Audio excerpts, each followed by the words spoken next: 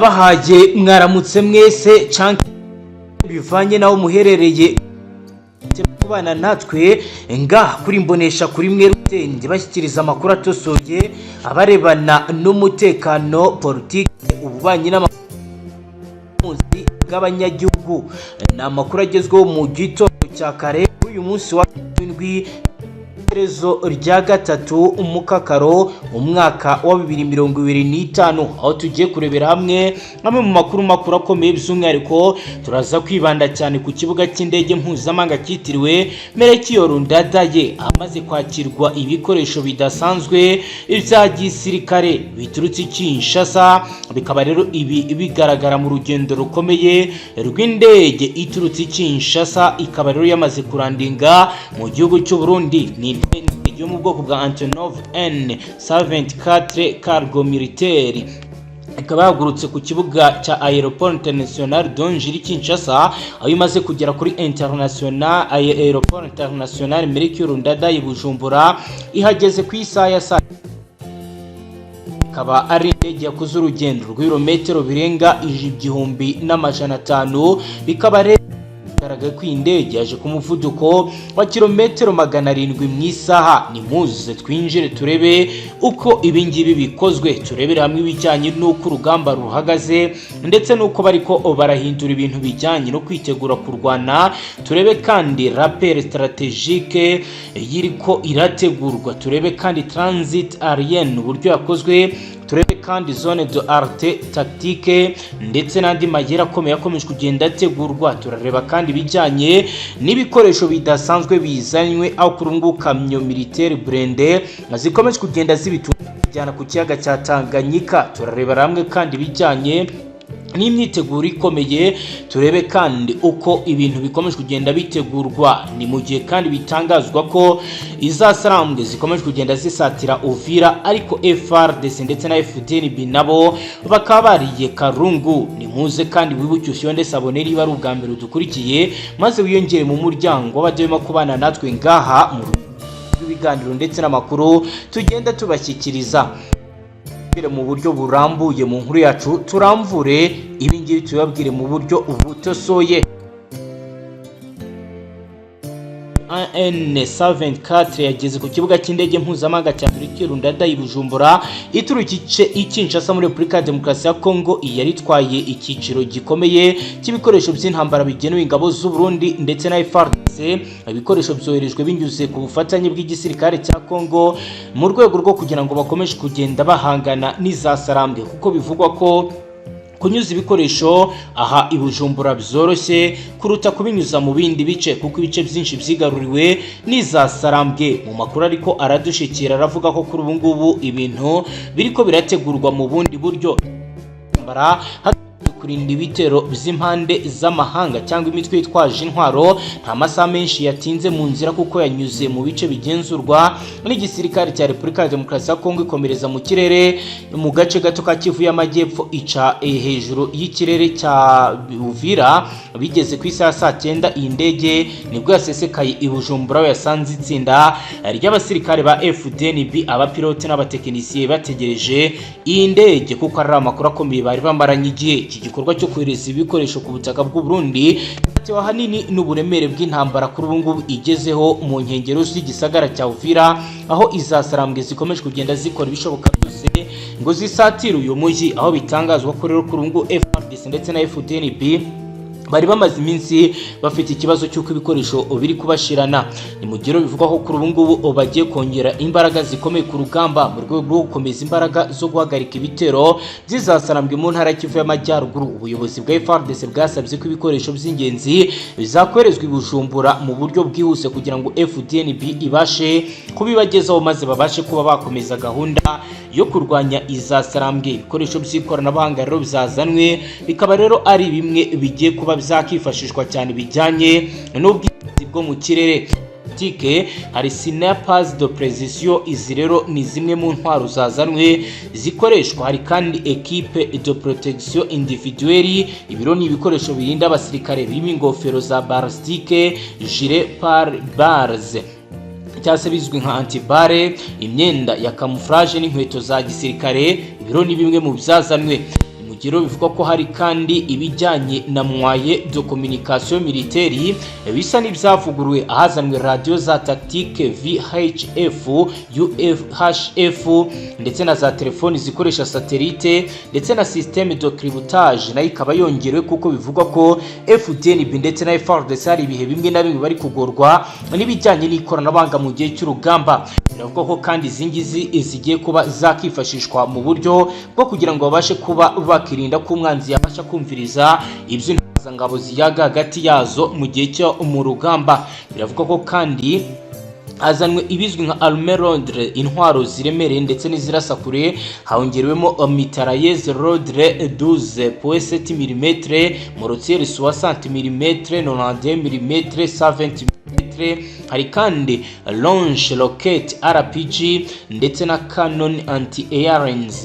Izi akaba ari zimwe mu zagiye zongerwa muri bimaze igihe biri kuba. Hari kandi systeme de surveillance et de reconnaissance, ibikoresho byo kumenya aho umwanzi ari. Hari drone de reconnaissance, camera thermique, vision nocturne, radar ndetse n'ibindi bitandukanye. Bikaba rero bivuga ko FARDC ndetse na FDNB bakomeje kugenda bagaragaza gahunda yo kuvugurura ibijyanye n'ubwirinzi bw'ikirere kuko babonye ko izasarambwe zishobora kwiyimura biturutse ku bimaze iminsi bigaragara. Hari kandi explosive et mutation, ibisasu ndetse n'amasasu, hari grenade ndetse na mine ndetse na munition devices. Ibiro bimwe mu byo igisirikare cy'u Burundi kimaze kwakira ingaha mu rwego rwo kwitegura ndetse no kuba bakipanga urugamba. Hari kandi matériel logistique et de soutien, ibi ni ibikoresho bifasha abasirikare ku rugamba, harimo ibizwi nka rotation de compas, amahema n'ibikoresho by'ubutabazi, generateur electrique ndetse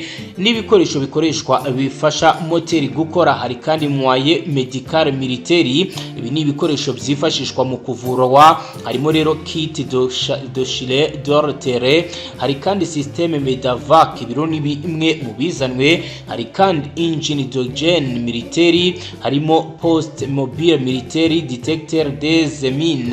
Bikaba bivuga ko bazanye ibyuma bibasha kumviriza hari mine kugira ngo urugamba rubashe kurwanwa neza kandi abashe kugabanuka kugwa muri za mine byagiye bigaragara byato nato.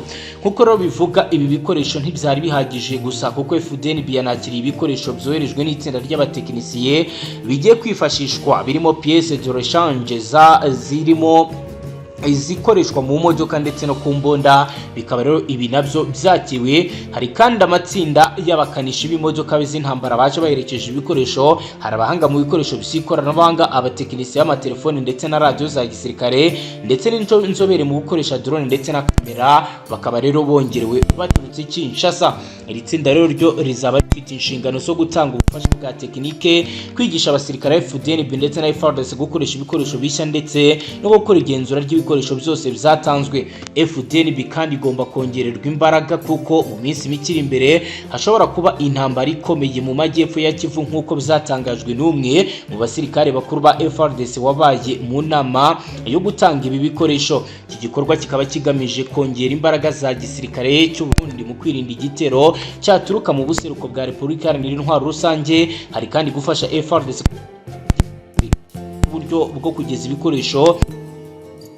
Hari kandi gukomeza imikoranire hagati ya FARDC ndetse na FDNB mu kurwanya izasabwe ndetse na Red Tabara. Amakuru dukesha bari ku kibuga cy'indege n'amasoko y'igisirikare yizewe aragaragaza ko ibikoresho bizajya bikoreshwa mu nkengero za Uvira, ibindi ro birajyanwa Kavimvira, Kariba na Change. Biravuga ko kandi FDNB nayo igiye guhabwa ibikoresho bimwe na bimwe by'ikoranabuhanga biri buze gushyirwa neza hitwa Gatumba, Rukoko na Gihanga mu rwego rwo kugira ngo bashe kurinda umutekano muri gahunda y'igihe kirekire yo gufasha ndetse no kugenzura. Biravuga ko hakomeje gahunda z'ubufatanye. Nyuma yo kwakira ibikoresho birateganywa ko mu minsi iri imbere biri buze kuba byamaze kuba byagera byose mu buseruko bwa Repubulika Iharanira Intwaro Rusange ya Kongo. Iki gikorwa cyo kwakira ibikoresho ni ikimenyetso simusiga kigaragaza ko intambara iri mu buseruko bwa Leta Iharanira Intwaro Rusange ya Kongo irimo kwinjira mu cyiciro ndetse kizakurikira n'ibindi, kuko bigaragaza ko mu ntara Kivu y'Amajyepfo hagikenewe ibikoresho byinshi bya gisirikare. Ibi bikaba bihura neza n'amakuru akomeye twakira bikomeje kugenda bigaragara ko hakenewe ubufasha bwihuta bw'ibikoresho mu bice bya Kiriba, Kavimvira na zegereye Uvira nk'uko bigaragara. Biravuga ko rero ibikoresho bigezwa mu gihugu cya Repubulika ya Demokarasi ya Kongo hakoreshejwe flotte ya marine militaire y'u Burundi ikorera mu kiyaga cya Tanganyika. Amakuru dufite nuko nyuma yo kugera Bujumbura ibikoresho byose biri kugenda bipakirwa mu makamyo ya gisirikare bifunze kandi bifite uburinzi bwihariye. Abasirikare b'imitwe idasanzwe Special Force ba FDNB nibo babirinze bakabigeza ku cyambu cyitwa Kwigwena ahasanzwe hari base ya marine militaire. Hari kwifashishwa ibikoresho byo gutegura ibintu biremereye, guerre militaire, imodoka z'intambara, imbunda ziremereye, drone n'ibikoresho bikaba ari byo biri gupakirwa bijyanwa ngaha ku cyambu cya Tanganyika. Ibikoresho mu mato bavuga ko hateganyijwe amato atatu ya gisirikare arimo BCN Gihanga, BNS Rutovu, BNS bikaba rero bigiye kuba bizambukanwa. Nkuko rero amakuru akomeye yatanzwe n'umusirikare wamenyeshaga bagenzi be uko bimeze, yagize ati twashatse kwirinda gutambuka ku butaka kuko abanzi bashobora kuba bateze amabombe ku mihanda. Kubinyuza ahangaha Bujumbura ni mu rwego rwo kugira ngo bibashe kugerayo mu kazi kabyo neza hatabayeho kwibeshya. Nkuko rero bitangaza, amato ageze ku cyambu cya Uvira akaba yisahura na bimwe mu bijyanye nuko bigomba guhita bijyanwa mu barracks ziri ngaha Uvira. Abapolisi n'abasirikare ndetse n'abatekinisiye ku rwego rw'itumanaho bakaba bamaze kugota icyambu cya Uvira ko hashobora kuba naho hacungiriwe umutekano mu buryo budasanzwe. Ibikoresho byose byashyizwe mu nkambi ebyiri z'ingenzi, bimwe birajyanwa muri Camp de Kavimvira, bikaba rero ari ibikoresho birimo paquet mortier ndetse n'ibindi bitandukanye. Kandi kuri base ya Kiriba naho biravuga ko ari bujyanwe ibikoresho bya communication ndetse n'ibyifashishwa muri surveillance itandukanye. Mu kugabanya ibyago byo kugabwaho ibitero, urugendo rwose ruri kugenzurwa n'itsinda ry'abasirikare b'inkwakuzi bo mu mutwe uzwi nka Marine Commanders b'u Burundi bafashijwe n'itsinda ry'igisirikare cya Kongo muri ahangaha Uvira. Nk'uko amakuru atugeraho, hari kandi drone de surveillance ziri kubafasha gukurikirana urugendo rwo kuva kuri iki cyambu cya Kwigena kubigeza muri Uvira nyirizina, aho rero iyi drone iri kugenzura umutekano hasi kugira ngo ibashe gutanga amakuru y'ubutasi, habashe kumenyekana niba nta mwanzi waba uri mu mihanda ushobora kuba yateza ibibazo ibi bikoresho biri kuzana.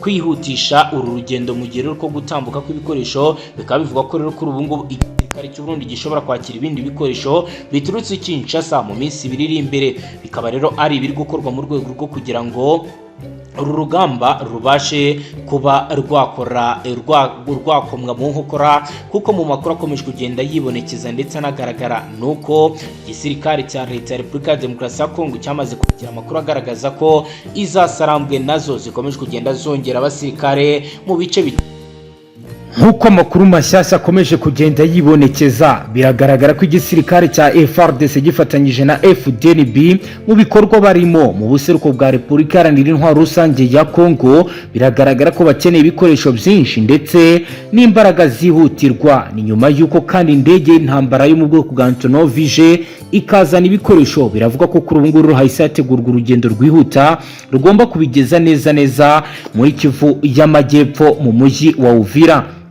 Bitangazwa ko za sanambwe zikomeje gusatira bikomeye ibice birimo Kariba, Kavimvira, bikaba rero ari n'ibice byegereye Uvira nabyo byatangiye kugenda bivugwa ko biriko birapangirwa urugamba. Aya n'amakuru agiye aturuka ku ntasi zikomeye zagiye zifatwa za Sarambwe.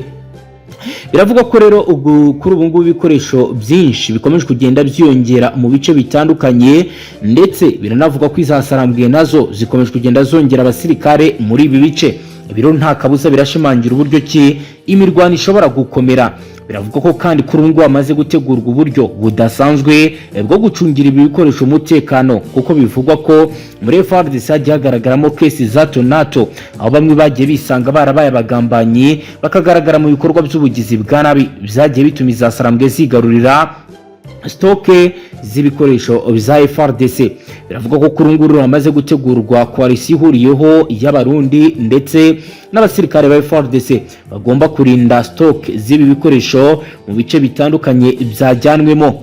Biravuga ko kandi nyuma y'uko iyi ndege ya gisirikare izanye ibi bikoresho ku cyambu cya Kwigema ahasanzwe hari base marine militaire hamaze naho gushyirwa uburyo bwo kugenzura aho bivugwa ko hestawe za kamera kugira ngo habashe kuba hacungwa ibikoresho ntihabeho kuba byakibwa kuko akenshi byagiye bigaragara ko abasirikare ba FARDC barangwa no kunyuruza rimwe na rimwe ibikoresho biba byagenewe urugamba bigatuma batsindwa. Ni mu gihe kandi abasirikare b'u Burundi bizewe nibo bari gushingwa kuyobora ibikorwa byose nkuko rero twabibabwiye bikomeje kugenda bigaragara ko ibiri gutegurwa byose birahura neza n'amakuru akomeye amazi iminsi asamira avuga ko izasarambwe nazo ziteguye kurwana kugeza ubu ku cyambu cya Uvira hahise haza amakipe yihariye y'ingabo za FARDC ziherekejwe na FDNB zihigiye kwakira ibi bikoresho. Hagaragaye rero imitwe y'abasirikare b'inararibonye ba FARDC, abapolisi ndetse n'abasirikare ndetse n'abatekinisiye bo ku rwego rwo hejuru mu itumanaho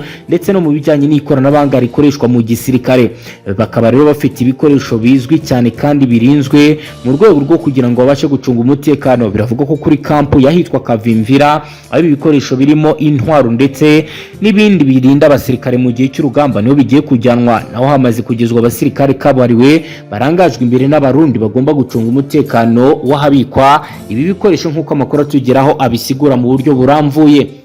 Biravuga ko kandi kuri base ya Kiriba naho hamaze kongerwa uburinzi bukomeye mu buryo budasanzwe kuko naho hagiye gushyirwa ibikoresho bijyanye na communication ndetse na drone n'ibikoreshwa muri surveillance. Biravuga ko rero ahangaha naho hari abasirikare b'u Burundi bagomba kuba ari bo bacungera umutekano w'ibi bikoresho mu kugabanya ibyago no kugabanya ko bagabwaho ibitero. Urugendo rwose ruri kugenzurwa n'itsinda ryihariye ry'abasirikare b'inkwakuzo mu mutwe wa Marine Commanders z'u Burundi, ukaba rero uburi gufasha Repubulika ya Demokarasi ya Kongo muri ibi bikorwa byose. Hari kandi drone de surveillance ziri kwifashishwa mu gukurikirana urugendo aho bitangazwa ko amakamyo ari kubivana ku cyambu hejuru hari kugenda hanyuzwa drone kugira ngo igende imenya aho ibi bikoresho biva n'uburyo bigerayo ku buryo hatabaho inyuruzwa ry'icyari cyo cyose. Ariko nubwo ibi ngibi bizakozwe mu masaha y'ijoro biravugwa ko hashobora kuba ari abasore bafashwe mu gitondo cya kare muri uyu mujyi wa Uvira bakurikiranwe kuba bari babyutse baza kuneka ibikorwa biri gukorwa mu masaha y'ijoro nk'uko amakuru adusumira abisigura. Impamvu nyamukuru yo kunyuruza ibi bikoresho ndetse no kuba bikomeje kugenda bikorwa kenshi bizagiye bitangazwa ko abasirikare ba FARDC banyuruza ibikoresho by'igisoda bitewe nuko badahabwa imishahara yabo ku gihe, aho usanga baba bakeneye amafaranga yo gukemura ibibazo byabo mu buryo bwihuse. Biri gukorwa kandi biri kuvuga ko ibi byose biri kuba bitewe nuko FARDC yatanze amakuru ivuga ko ikeneye kuzajya yifasha ikibuga cy'indege cya Bujumbura mu rwego rwo kujyana ibikoresho ku rugamba kuko usanga mu bice bitandukanye bya Kongo bigoye kuko henshi hagenzurwa n'izasaramwe ndetse bakaba batabizeye umutekano mu gihe banyuza ibikoresho mu kirere. Bigahura kandi n'ubutumwa bukomeye bwatanzwe n'izasaramwe bagaragaza ko bashaka kuzimura. Benshi nta kabuza baratekereza ko nta kindi FARDC mu gihe yahirahira kuzamura indege izasarangwa zishobora guhita zirasa kuko nabo baherutse kurasa iyo M23 cyangwa twirwaneho bavugaga ko yari izaniye ibiryo abaturage ndetse n'imiti. Ni mu gihe rero bivuga ko kuri ubu ngubu bikomeje kugenda bikorwa mu buryo budasanzwe ku cyambo. Biravuga ko kuri ubu ngubu rero hagiye kuba habaho kuba bafunga kugeza amasaha 88 ashize ahanga Uvira kugira ngo abasirikare ba FARDC babashe kuba bashyitse ibikoresho bigomba kujya. Abatekinisiye ba FARDC rero nabo bakaba baje aho rero bagiye gusubira ndetse no kongera gukurikirana ubuzima bw'ibinyabiziga bya FARDC mu mujyi wa Uvira kuko bitangazwa ko byinshi mu binyabiziga bya FARDC biri muri Uvira bishobora kuba byangiritse. Iyi Antonov rero ikaba yazanye n'abakanishi ndetse n'abandi bahanga muri electronique bagiye kurepara na radio za gisirikare. Abahaganga ba gisirikare nabo bakaba bazanwe kuko bivugwa ko muri Uvira byagiye bigaragara ndetse bigenda bigorana ko abasirikare bari ku rugamba basha kubona ubuvuzi mu buryo bunyuze cyase mu buryo bwiza. Iki gikorwa rero cya logistique nyuma yuko kirangiye, reka tuje ku mirongo imbere y'urugamba naho ntabwo byoroshye mu gihe zasarambwe zikomeje kugaba ibitero bikaze ku birindiro bya FARDC mu buseruko bwa leta iharanira kwikukira kwa Kongo. Biravuga ko FDNB nayo yakajije ibitero mu rwego rukomeye ndetse no gucunga umujyi mu rwego rwo gukumira izasarambwe zitabasha gufata uyu mujyi wa Uvira. uyu mujyi ni igicumbi cy'ubucuruzi, inzira y'ibicuruzwa hagati ya leta ya Repubulika ya Demokarasi ya Kongo n'u Burundi, bikaba rero ibi byose bikorwa binyuze mu kiyaga cya Tanganyika. Mu gihe kandi umujyi wa Uvira uri mu ntera y'ibirometero bitarenze 30 uvuye Uvira, benshi bakavuga ko rero mu gihe Uvira yafatwa na Bujumbura ishobora guhungabana, ariko kugeza ubu ngubu amakuru hari nuko Uvira igenzurwa n'igisirikare cya leta gifatanyije na FDNB ndetse umutekano hari. Amakuru ari guturuka hari kubera imirwano aravuga ko kwigenekerezo zitatu bikaba rero ari uyu munsi aribwo rero hari buze kuba haba inama ikomeye iri buze guhuza abasirikare bari muri Uvira bose bakaganira uko umutekano ugomba kuvugururwa kugira ngo inyeshyamba zasarambwe zitazinjira ngaha. Bikaba rero bishingira neza ku makuru y'ibitero bikomeye byabaye kwigenekerezo 2 z'ukwezi kwa Mukakaro 2025, aho inyeshyamba zizasarambwe zagabye ibitero byihuse tactique asahate ku mirongo ya FARDC. Bikaba bivuga ko rero hari abasirikare bapfuye abagwa mu bice bya Murongwe cyahitwa Kiriba na Shanje. Bikaba rero ari ibintu bivugwa ko kuri ngo bizatumye habaho kwitonda gukomeye. FDNB rero zikaba zivuga ko kuri ngo nazo zikomeje kugenda zicunga umutekano mu buryo budasanzwe. Ni mu gihe rero bivugwa ko kuri ngo imodoka z'intambara zifite imbunda za APC ziri kuzenguruka Uvira. Ni mu gihe kandi imbunda ziremereye za 12.7 mm nazo zikomeje kugenda zigaragara zifitwe n'abasirikare mortier 7 mm ndetse n'ibikoresho bihambaye. Ibiro ni bimwe mu byateguwe n'igisirikare cy'u Burundi ku bufatanye na FARDC nga mu gisagara cya Uvira. Umwe mu basirikare bo muri FDNB yagize ati twahagurukiye rimwe n'ibikoresho byose kuri ubu ngubu turizeye kandi turanizeza abaturage ko umutekano wabo utazigera uhungabana. Guhera kuri route nationale nimero 5 uyobora ukomeza ikavimvira kugeza ubu no mu nkengero z'ikiyaga cya Tanganyika hose harinzwe bikomeye ku bufatanye n'igisirikare cy'u Burundi ndetse na FDNB. Hari kandi patrouille za drone, ubwato bwa marine militaire, ndetse bikavuga ko ibingibi bikomeje kugenda bikorwa mu buryo budasanzwe. Biravuga ko kandi mu nkengero zahitwa Kiriba FDNB yahateye ibirindiro ahitwa Muheto n'ahitwa Kavura bigizwe ku rwego rw'imbere mu rwego rwo kurinda ko hashobora kuba habaho ikibazo cy'ihungabana ry'umutekano. Amakuru ari gutangwa n'umwe mu bakozi b'umutekano w'ibanga yagize ati hari icyizere ko izasarambwe zishobora kuba zirimo kugerageza kohereza itsinda rito ry'intatsi ryambutsa ryinjira ikavimvira rigamije gutanga amakuru ku birindiro bya FDNB, ariko twabimenye mbere dufata ingamba. Amashusho yakuwe mu nkengero z'agace kayitwa Gatumba twabashije kubona akaba rero agaragaza ibintu bidasanzwe, reka nabyo tubibabwire. Biravugwa ko rero kugeza ubu ngubu mu bice bigenzurwa n'igisirikare mu bice bya Katumba wegera Kavimvira hagaragaza imiterere y'urugamba rurenze kurasana, ahubwo rero ari inkengero z'ibishobora gukorwa nka Moavre stratégique à 3 dimensions, urugamba rukomatanyije ubwirinzi bw'ubutaka defense terroriste, ikoranabuhanga ryo kugenzura ibinyura mu kirere drone radari, byose ni bikomeje kugenda bizanwa kandi biri kugenda bikoreshwa cyane ugereranyije n'imyiteguro ikomeye imaze iminsi igaragara. Biravuga ko kandi igisirikare cy'u Burundi gikomeje kugenda gikenera kurinda ikirere kuko bivuga ko M23 ikomeje kugenda ineka ibirindiro byabo kuko nayo ifite drone kabariwe mu kuneka. Abaturage bo mu mujyi wa Uvira mu majwi y'imbunda ndetse no mu majwi y'ibyo bagiye babona baragira ati abasirikare b'Abarundi nibo bonyine wabona bakomeje kugenda barinda uyu mujyi kuruta aba FARDC. Bafite imbaraga iyo batababo uyu mujyi warigaruriwe n'izasarambwe. Nijoro ryo kuwa gatatu ndetse rishyira kuri uyu wa kane hari amakuru yemezwa n'itsinda ry'ubutasi rya FDNB ko izasarambwe zari zigamije gukora ibijyanye n'ibikorwa byo kwinjira muri uyu mujyi, aho bitangazwa ko hari bamwe mu basanzwe bakorera izasarambwe bafatiwe mu mujyi wa Uvira biyongera ku bandi bamaze iminsi bacakirwa mu bice bitandukanye baje mu bikorwa byo kuneka bya NATO, ariko kugeza ubu biratangazwa ko izasarambwe bizazigora ndetse kuri ubu bizakomeje kugenda zigorwa no kuba zafata ibi bice. Reka dusoreze ngaha Fyonda Sabone ngaha twibanda cyane ku makuru akomeye abagezweho muri politiki, umutekano, ububanyi n'amakungu ndetse n'ubuzima bwa munsi bw'abanyagihugu. Astra Vista.